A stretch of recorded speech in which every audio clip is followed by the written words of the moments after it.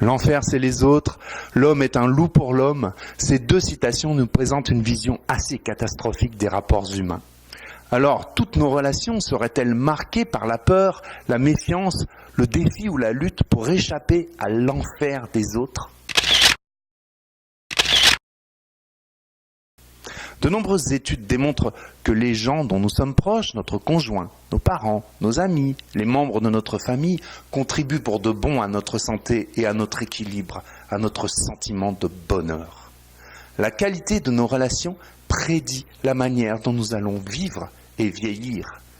Quand nous nous sentons aimés, reconnus et soutenus, quand nous vivons au milieu de belles relations, quand l'altruisme, la gratitude, la gentillesse, mais aussi l'écoute, la connaissance et l'empathie sont présents, alors nous nous sentons bien.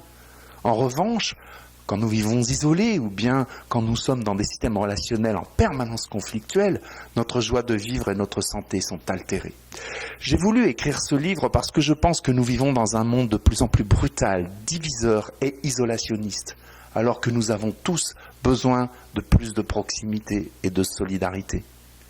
Depuis l'instant même de notre création par nos parents, nous avons profondément besoin des autres parce que nous ne pouvons pas évoluer seuls.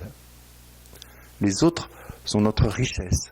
Ils sont aussi le lien indispensable qui nous permet, par un effet de boucle, de revenir à nous, de mieux nous connaître, de nous comprendre, de nous apprécier.